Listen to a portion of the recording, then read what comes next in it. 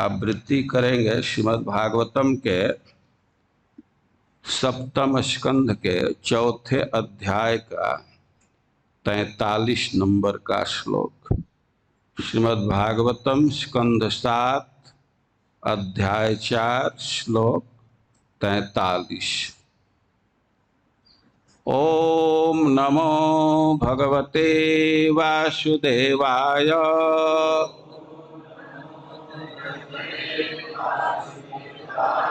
ओम नमो भगवते वासुदेवाय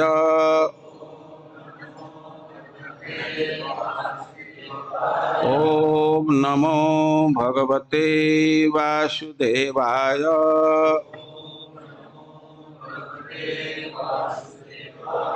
तस्मिन् महाभागवते महाभागे महात्मनि हिरण्यकशिपु राजन् अकरोत् अघम आत्मजे तस्मिन् महाभागवते महाभागे महात्मनि हिरण्यकशिपु राजन् अकरोदघमात्मजे तस्मिन् महाभागवते महाभागे महात्मनि हिरण्यकशिपु राजन् अकरोदघमात्मजे तस्मिन् महाभागवते महाभागे महात्मनि हिरण्यकशिपु राजन् अकरोदघमात्मजे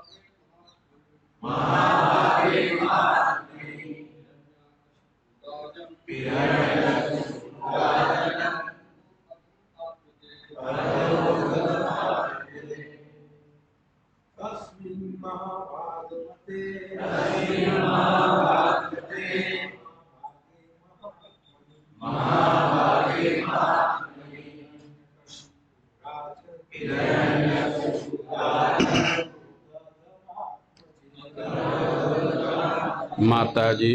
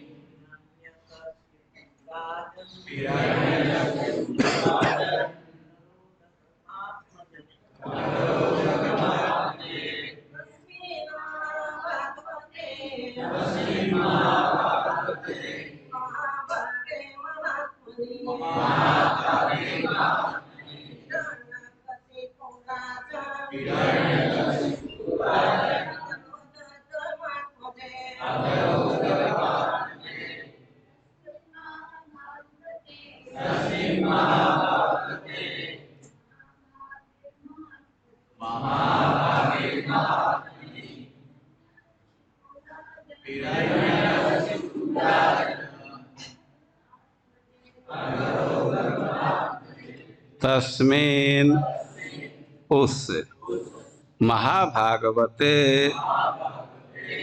भगवान के परम भक्त में महाभागे अत्यंत भाग्यशाली महाआत्मनि जिनका मन अत्यंत उदार है हिरण्यकशिपु हिरण्यकश्यपु ने राजन, हे राजा, अकरोत किया अघम अत्यंत महापाप, आत्मजे अपने ही पुत्र के प्रति। अनुवाद और तात्पर्य श्रील प्रभुपाद के द्वारा। अनुवाद। हे राजा युधिष्ठिर, उस असुर हिरण्यकश्यपु ने इस महान भाग्यशाली भक्त प्रहलाद को सताया था, यद्यपि वह उसका अपना ही पुत्र था। तात्पर्य। अपनी कठिन तपस्या के बल पर उच्च स्थान प्राप्त होते हुए भी जब हिरण्यकश्यपु जैसा कोई असुर किसी भक्त को सताने लगता है तो उसका पतन आरंभ हो जाता है और उसकी तपस्याओं के फल क्षीण हो जाते हैं। जो व्यक्ति किसी शुद्ध भक्त को सताता है वह अपनी सारी तपस्या तथा पुण्य कर्मों के फल गंवा देता है। क्योंकि हिरण्यकश्यपु अपने श्रेष्ठ भक्त पुत्र प्रहलाद महाराज को प्रताड़ित करने पर तुल गया था, अतएव उसका ऐश्वर्य क्षीण होने लगा। जगत गुरु श्रील प्रभुपाद की।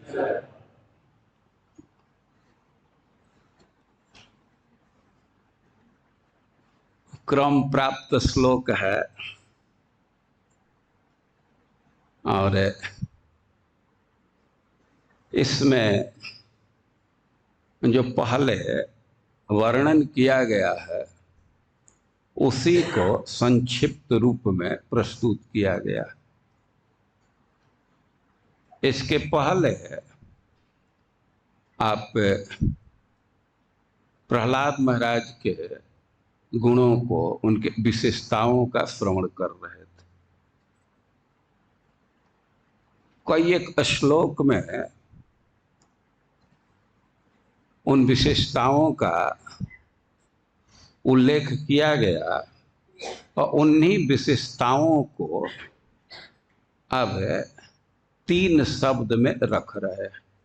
कौन कौन 3 शब्द है? तस्मिन् महाभागवते,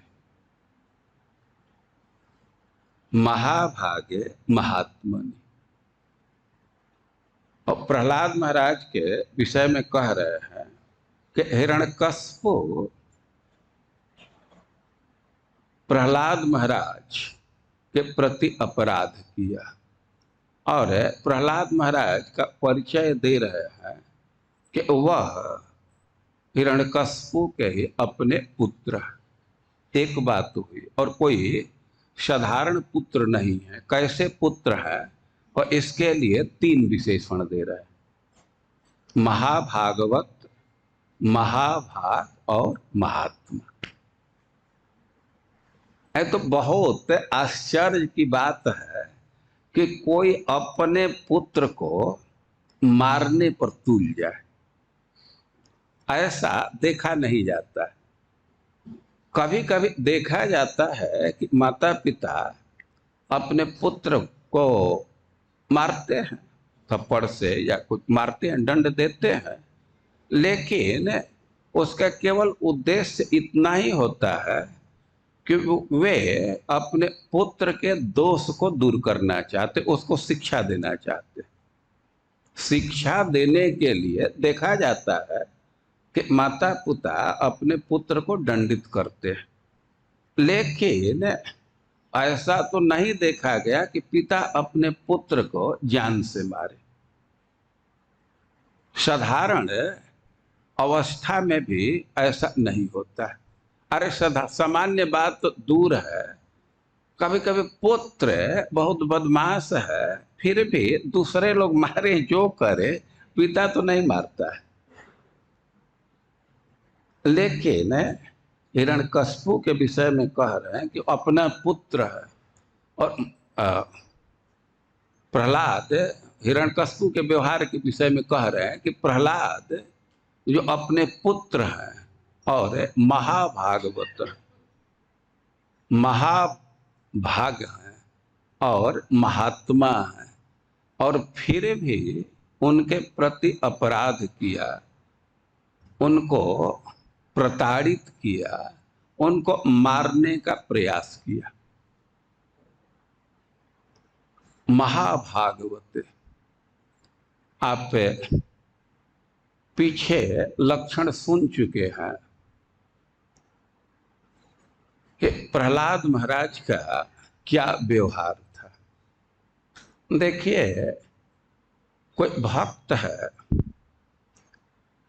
और उसका दो रूप से व्यवहार प्रकाशित होता है। महाभागवत का अर्थ है वे बहुत बड़े भक्त थे, और भक्त है तो उसके जीवन में देखा जाता है कि असंग आत्म व्यतिरिक्त है, जो आत्मा से भिन्न है, जिसका आत्मा या परमात्मा से, भगवान से संबंध नहीं है, तो उसमें भक्त अनासक्त होता है और दृढ़ारति भगवती, और भगवान में उसका दृढ़ प्रेम होता है। जगत के दृष्टि से देखा जाए तो भक्त का लक्षण है कि उससे बिल्कुल उदासीन रहता है, लेकिन अब भगवान के तरफ से देखा जाए तो भगवान में, ये भगवान से संबंधित चीजों में वो बहुत आसक्त होता है, उससे जुड़ा होता है। प्रहलाद महाराज का आप परिचय सुन चुके हैं कि नोद्विग्न चित्त व्यसनेषु निष्क्रिय, कितना भी भारी दुख हो और फिर भी वे उद्विग्न नहीं होते थे। यह भक्त का लक्षण। गीता में अर्जुन प्रश्न किए कि जो स्थिर प्रज्ञ है तो उसका क्या लक्षण है। दुखे से दुग्न मना, सुखे सो विगत प्रिय, यही लक्षण भगवान दे रहे हैं। तो प्रहलाद महाराज के विषय में कह रहे हैं कि नोद्विग्न चित्त व्यसनेषु, किसी प्रकार का व्यसन है, कष्ट है, लेकिन वे उद्विग्न नहीं होते थे। और जो दृष्ट विषय है, मतलब इस संसार का भोग है, और उसके प्रति वे निष्प्रिय थे, उसकी इच्छा नहीं करते थे।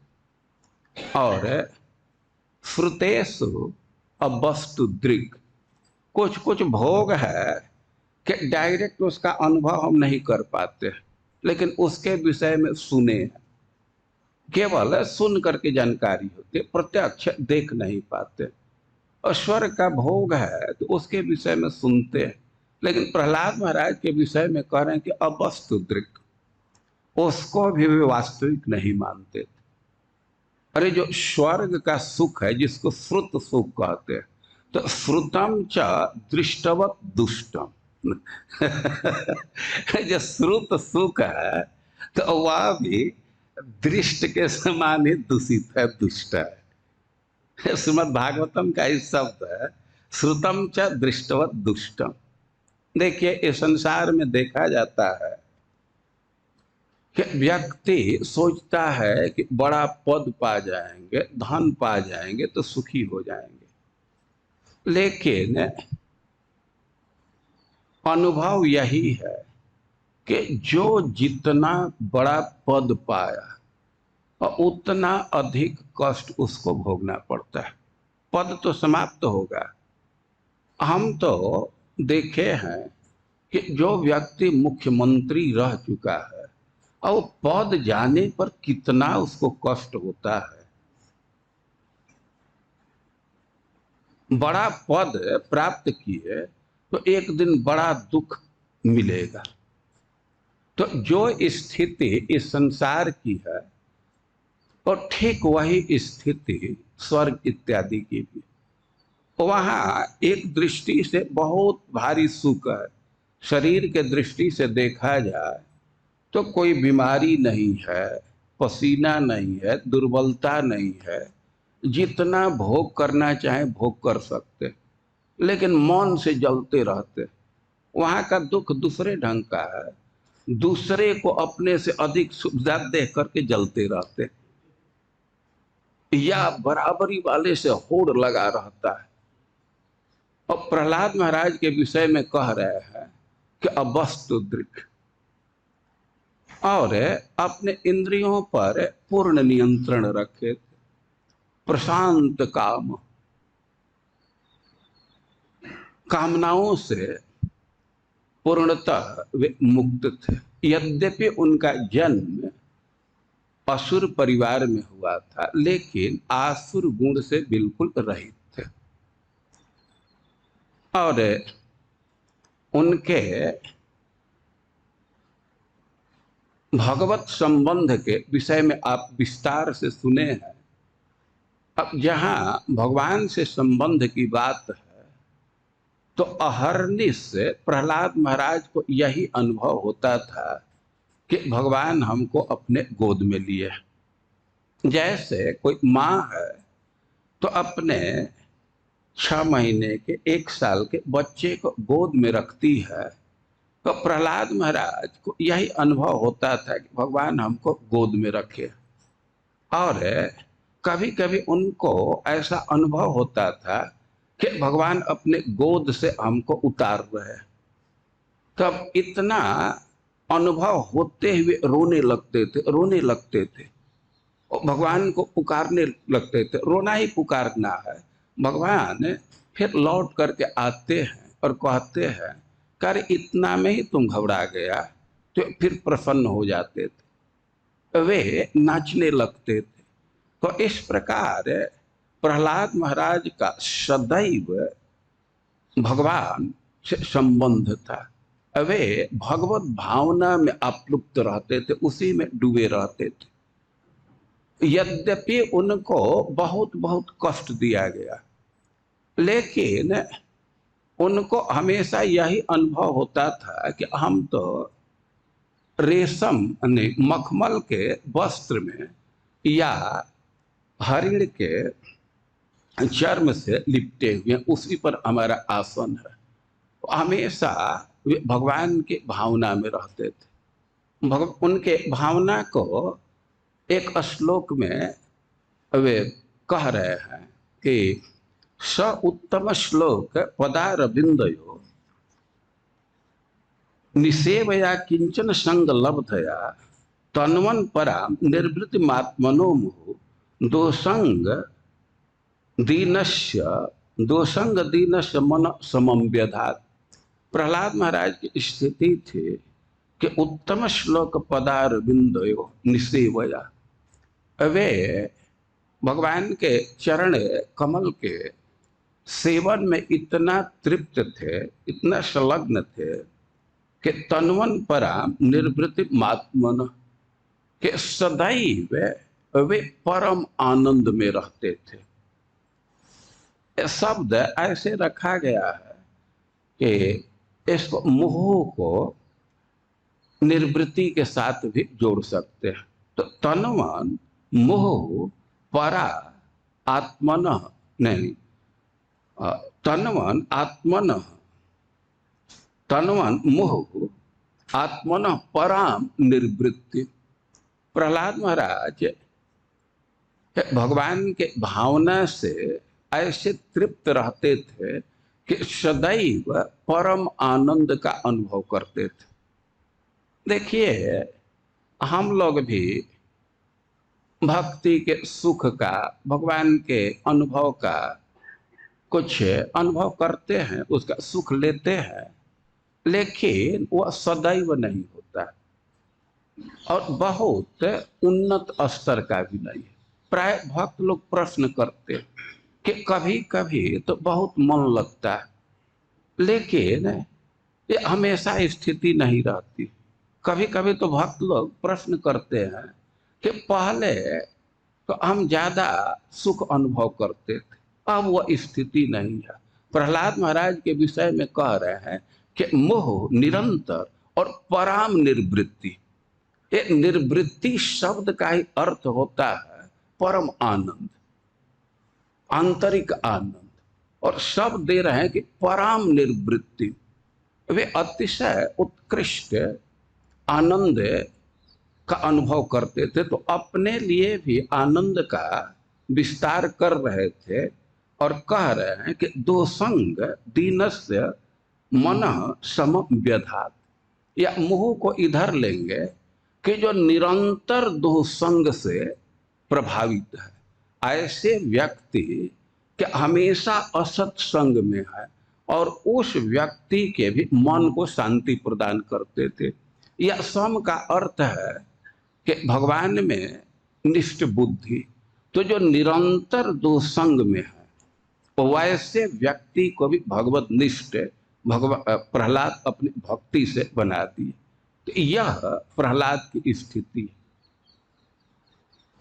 उनके भक्ति का यह स्तर है कि निरंतर आनंद में आप्लावित है और उसका प्रभाव ऐसा है कि दूसरे लोग भी आनंद का अनुभव कर रहे हैं। भक्ति का तो यह गुण ही है।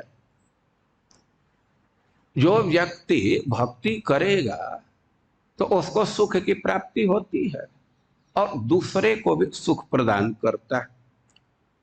भक्ति के स्वरूप में कहा गया है कि जेनार्चित हरिष्तेन तर्पितानि जगन्त्यपि रज्ययन्ति जंतवस्तत्र जंगम स्थावरा अपि।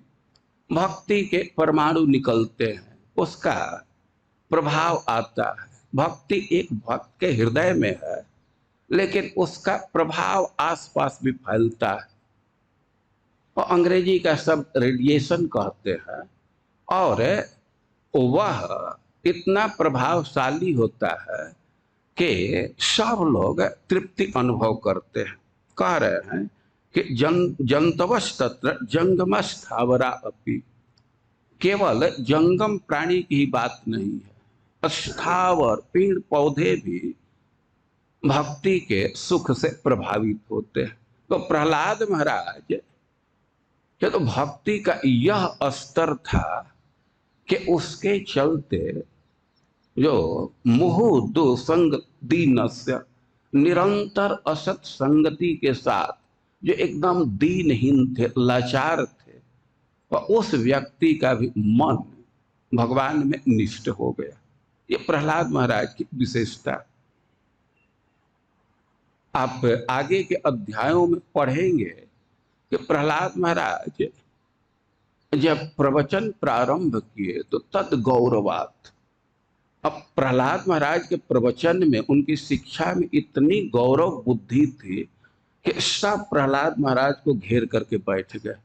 सब असुर समाज से आए थे, सब असुरों के पुत्र थे, लेकिन प्रहलाद महाराज को घेर करके बैठ गए और खूब ध्यान से उनकी बात सुन रहे और उन्हीं के बात को स्वीकार कर लिए। जग गृहुर निर्वद्यत्वात्, प्रहलाद महाराज के प्रवचन में कोई दोष नहीं है, वो वास्तविक फिलॉसफी है, और इसलिए सब लोग उसको ग्रहण किए।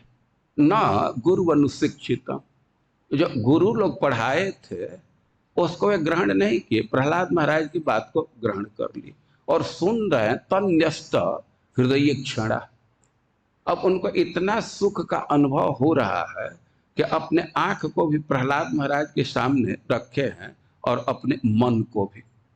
और प्रहलाद महाराज के भक्ति बहुत उन्नत है, परम भागवत है, और कह रहे हैं कि महाभाग्य, उनका सौभाग्य बहुत उच्च है, बहुत महान है।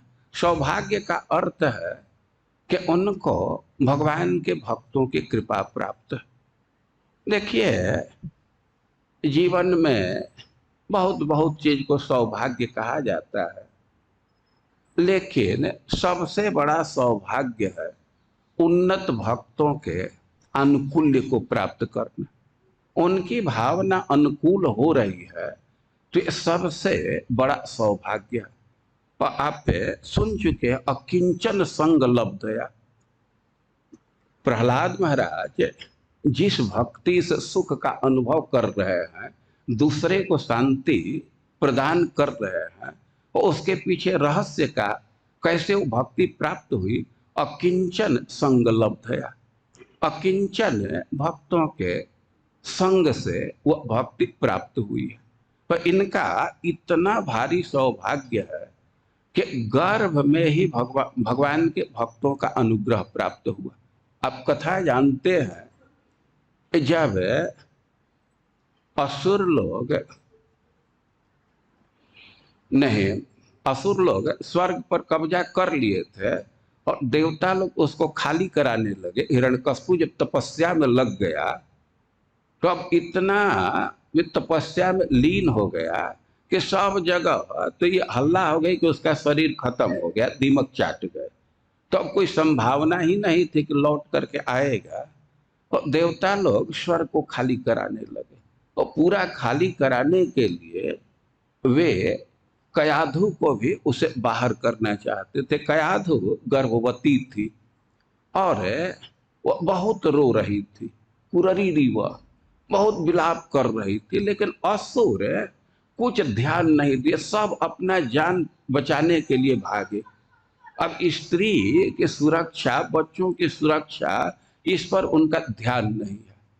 अब इंद्र भी चाहते थे कि अवसर है तो पूरा इसको खाली ही करा लिया जाए, तो कयाधु को पकड़ करके और वे बाहर कर रहे थे, स्वर्ग से निकाल रहे थे, अपने राजमहल से उसको निकाल रहे थे। इस घटना को नारद जी देखे। नारद जी आकर के रास्ते में मना कि ये क्या कर रहे हो, देवता हो ना, पर परिग्रहम, जो दूसरे के परिग्रह है, जो दूसरा जिस स्त्री का पाणी ग्रहण दूसरा व्यक्ति किया है उसको तुम ले जा रहे हो, अरे अपने पोजीशन पर नहीं विचार कर रहे हो, इतना घृणित कार्य कर रहे हो। ओ इंद्र कहे कि नहीं गुरुदेव, हमको इस स्त्री से कोई मतलब नहीं, इसके गर्भ में हमारे शत्रु का तेज है, उसको मैं नष्ट करना चाहता। नारद जी कहे कि ना, तुम ऐसा नहीं कर सकते। महा वो कह रहे हैं कि वह महापुरुष अनुचर बलि, ये तो भगवान का अनुचर है, बहुत बलवान है, इसको नष्ट नहीं तुम कर सकते, इसको छोड़ दो, मुंच मुंच। तो ऐसे जब समझाए नारद जी तो इंद्र तत्काल कयाधु को छोड़ दिए। लेकिन अब कयाधु के समक्ष समस्या थी, कोई स्त्री है, अकेली है, कहाँ जाए, स्त्री कोई आश्रय चाहिए। और नारद जी उसको अपने आश्रम पर लाए, निजाश्रम, और कयाधु नारद जी की खूब सेवा करने लगी। परमया भक्त्या सती, अपने पातिव्रत्य धर्म का ध्यान रखते हुए, पालन करते हुए नारद जी की परम श्रद्धा से सेवा कर रही थी। लेकिन सेवा उसका सुद्देश्य था, सोपाधिक था। उसके मन में सेवा के पीछे दो कारण था। इच्छा गर्भस्य क्षेमाय, अपने गर्भ की रक्षा चाहती थी। उसके मन में था कि हमारा गर्भ पूरा सुरक्षित रहे, और इच्छा प्रसुप्त है, वे चाह रही थी कि हम प्रसव अपने पति के समक्ष करें, हमारे पति जब लौट जाए तब हम प्रसव करें। और कह रहे हैं कि दो इच्छा उसके मन में थी। और प्रादाद उभय मीश्वर, नारद जी तो समर्थ है इस दोनों इच्छा को पूर्ण किए, और केवल दोनों इच्छा को ही नहीं पूर्ण किए, वो कह रहे हैं कि माम उद्देश्य, अब उसको धर्म का, भक्ति का ज्ञान भी दिए। और यद्यपि ज्ञान प्रदान किए कयाधु को, लेकिन प्रहलाद महाराज खुद स्वीकार कर रहे हैं कि माम उद्देश्य, मुख्य ध्यान था प्रहलाद पर। तो प्रहलाद गर्भ में है, तभी से नारद जैसे महाभागवत की कृपा प्राप्त है। और इस अर्थ में कह रहे हैं कि महाभागे और महात्मनि, महात्मा का अर्थ है जिसका मन बहुत उदार है, और एक दूसरा अर्थ भी है महात्मा, आत्मा का अर्थ स्वभाव होता है। और इस अर्थ को स्वीकार करें तो महात्मा का अर्थ हुआ कि जिनका स्वभाव पूज्य है, जिसका स्वभाव बहुत महान है। रिस्पेक्ट वर्दी स्वभाव जिसका, तो उसको कहा जाएगा महात्मा। और यह गुण बहुत प्रसिद्ध है। आप पीछे के श्लोकों में सुन चुके हैं कि प्रहलाद जी के विषय में कहा गया है कि ब्रह्मण्य शील संपन्न सत्य संधो जितेंद्रिय। वे बहुत सुंदर स्वभाव के थे, शील संपन्न, मधुर स्वभाव था, और वे दूसरे प्राणियों के हितैषी थे। आत्मवत सर्वभूतानां एकः प्रिय सुहृत्तम। उनका मन इतना उदार था कि एक एक प्राणी का हित करना चाहते थे, सबके प्रति सौहार्द भरा हुआ था। तो कह रहे हैं कि आत्मवत सर्वभूतानां एकः प्रिय सुहृत्तम। आत्मवत मतलब परमात्मा जैसा सुहृद थे। आत्मवत का तो एक अर्थ यह होगा कि सब प्राणियों को अपने जैसा समझते थे। अपने जैसा समझने का अर्थ है कि दूसरे के दुख को अपने दुख के समान, दूसरे के सुख को अपने सुख के समान। या अब दूसरे ढंग से अर्थ करेंगे तो आत्मवत सर्वभूतानां एकः प्रिय सुहृत्तम। जैसे भगवान सबके प्रिय है और सबके सुहृद है, और वैसे प्रहलाद जी सबके सुहृद और प्रिय हैं। और उनके स्वभाव के विषय में कह रहे हैं कि दासवत सन्नतार जांघ्री। आचार्यों के समक्ष तो एकदम दास के समान रहते थे। और पितृवत दीन वत्सल, और जो दीनहीन है तो उनके लिए वे पिता के समान थे। और भ्रातृवत सदृश स्निग्ध गुरु शिष्यर भावना। और जो समान लोग हैं, समान स्तर के लोग हैं, और उनके लिए वे भाई के समान स्निग्ध थे।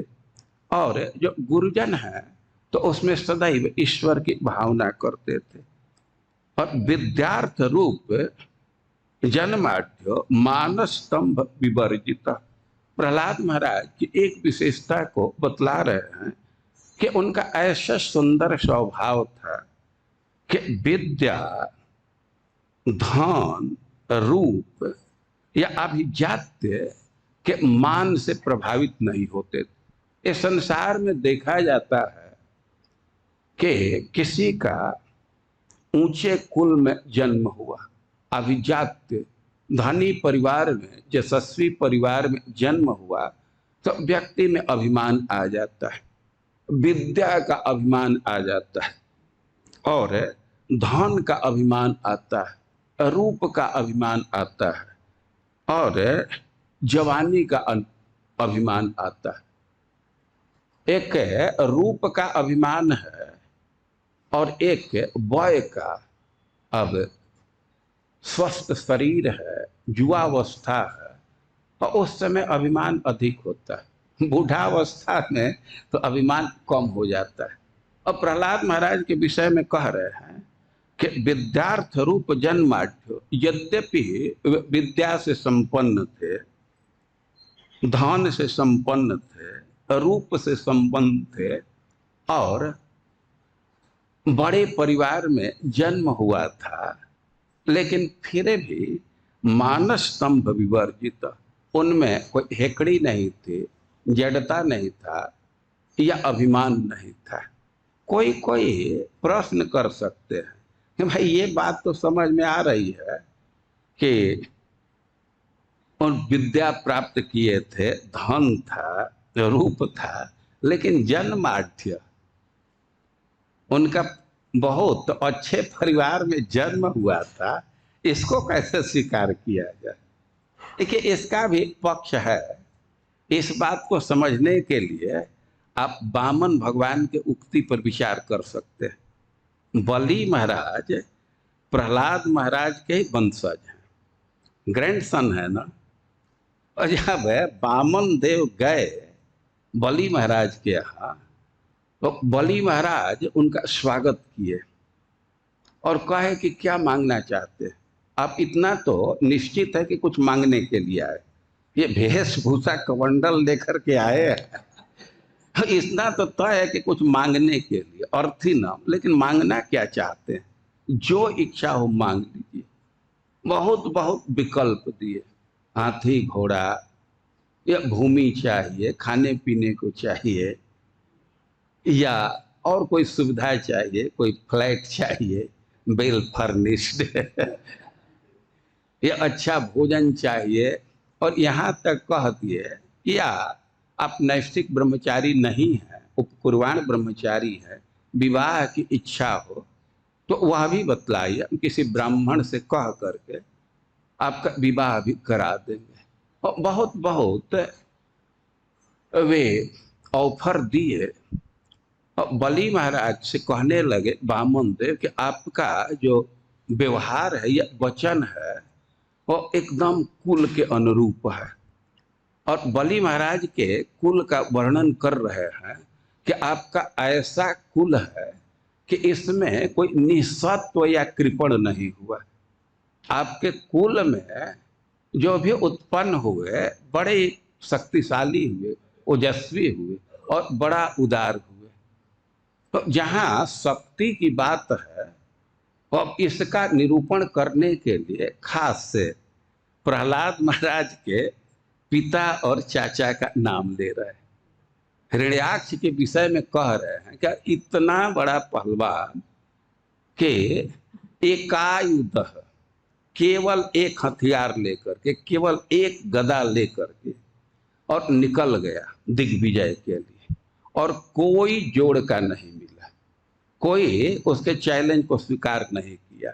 एक व्यक्ति मिले, भगवान से भिड़ंत तो हो गई, और यद्यपि भगवान उसका वध भी कर दिए, लेकिन भिड़ंत का जब उनको स्मरण होता है तो नात्मानम जैनम में तद वीर्यम भूर्य नुस्मरण, बार बार उसके बल का स्मरण करते हैं और अपने को विजयी नहीं मानते। अब भगवान तो यही विचार करते हैं कि हमारा लक था हम जीत गए, बल से नहीं जीते, शक्ति में हमसे कम नहीं था। तद वीर्यम भूर्य नुस्मरण। और हिरण्यकश्यप के विषय में कह रहे हैं कि अब अपने भाई का वध सुन करके और भगवान को ललकारा, तो भगवान तो बड़े फेरे में पड़ गए कि अब हम कहाँ बचे। अब वे बड़ा भयभीत हो गए, उपाय सोचने लगे कि कैसे इससे अपने जान की रक्षा करे। तब उसके साइकोलॉजी का लाभ लेकर के उसके हृदय में भी प्रवेश कर गए। जो हो वामन देव प्रहलाद महाराज के वंश का बड़ाई कर रहे हैं, उसका बहुत बड़े पहलवान इनके जन्म परिवार में जन्म लिया। हिरण्यकश्यप, हिरण्याक्ष बहुत भारी योद्धा था। और प्रहलाद महाराज के स्वभाव के विषय में कह रहे हैं कि विद्यार्थ रूप जन्माढ्य मानस स्तंभ विवर्जित, सब चीज से संपन्न थे लेकिन फिर भी घमंड से एकदम रहित थे। तो यह बहुत भारी गुण है। यही वामन देव स्वीकार किए हैं कि आयु श्रियम जसोध नहीं, कह रहे हैं कि जन्म कर्म वयो रूप विद्येश्वर्य धनादेवी यदि यस्य न भवेत् स्तंभ तत्रायम मदनुग्रह। वामन देव कह रहे हैं कि उच्च कुल में जन्म हुआ, अच्छा कर्म किया और जवान है, अच्छा रूप है और विद्या प्राप्त कर लिया है और उसका बहुत प्रभाव है, धन है, और इस अवस्था में भी उसको अभिमान नहीं है, तो निश्चित रूप से हमारी कृपा है। नहीं तो अभिमान आ ही जाता है, एक आने पर अभिमान आ जाता है। कुरूप व्यक्ति भी है, बड़ा कर्म कर देता है, बड़ा मैनेजर है, तो उसको अभिमान होता है, अपने पढ़ाई का अभिमान होता है। लेकिन प्रहलाद महाराज के विषय में कह रहे हैं कि मानस स्तंभ विवर्जित, सब संसाधन से, सब गुणों से संपन्न होने पर भी कभी भी उनमें घमंड नहीं आया, इससे एकदम विवर्जित थे। और ऐसे उनका गुण है। अरे प्रहलाद महाराज के स्वभाव इतना सुंदर है कि उनके शत्रु भी किसी का चरित्र चित्रण करना होता है तो आदर्श के रूप में प्रहलाद महाराज को भी स्थापित करते हैं। यम साधु गाथा सदस्य। अब यह निर्धारित करना हो, चाहे किसी समाज में, असुर समाज में, देवताओं के समाज में या मनुष्य के समाज से, कि वे भक्त कैसा होना चाहिए, तो प्रहलाद महाराज प्रतिमान स्थापित किए जाते, सब लोग एक शर्त स्वीकार करते। तो ऐसे प्रहलाद महाराज का स्वभाव, और अपना पुत्र है और अकरोत अघम, वो बहुत भारी द्रोह किया, इतना भारी द्रोह कि जान से ही खत्म हो जाए। हिरण्यकश्यप इतने उन्नत भक्त को सीधे जान से मारना चाहता, तो विविध उपाय किया, पर्वत पर से ले जाकर के फेंकवाता था, या कभी कभी पर्वत को ही, बड़े बड़े चट्टान को ही उस पर फेंका जाता था, आग में सीधे फेंक दिया जाता था, सर्प से कटवाया गया, इतना वह अत्याचार किया। तो उसका परिणाम भी आना निश्चित है। देखिए श्रील प्रभुपाद जी लिख रहे हैं कि कोई तपस्या इत्यादि करके कितना ही उन्नति कर ले, कितना ही शक्ति अर्जित कर ले, लेकिन भक्त का अपराध करेगा तो सब फल नष्ट हो जाता है। श्रीमद् भागवतम में कहा गया है कि आयु श्रियम, जन्म, आयु श्रिय जसो धर्म, आयु श्रिय जशो धर्म लोकान आशीष एवच हंत श्रेयांश सर्वाणी पुंसो महदतिक्रम। रह के खूब लंबा आयु प्राप्त है प्रारब्ध से, और खूब धन प्राप्त है, या जस फैल गया है, या बहुत धर्म कर रहा है, अनुष्ठान कर रहा है, या उसको अनुष्ठान के प्रभाव से या जैसे भी उसको निश्चित हो गया है कि स्वर्ग मिलेगा, यहाँ तक कि वैकुंठ मिलेगा, या दूसरा भी कोई उसको सुविधा प्राप्त है, बेनिफिट प्राप्त है, आशीर्वाद प्राप्त है, लेकिन हंति श्रेयांश सर्वाणी पुंसो महदतिक्रम, यदि वह भक्त का अपराध करता है तो सब समाप्त हो जाता है। आयु खत्म हो जाएगी, धन खत्म हो जाएगा, अरे यहाँ तक कि भगवान के धाम में जाना उसका निश्चित हो गया है, लेकिन वह भी समाप्त हो जाएगा, उसका सब अनुष्ठान का फल समाप्त हो जाएगा।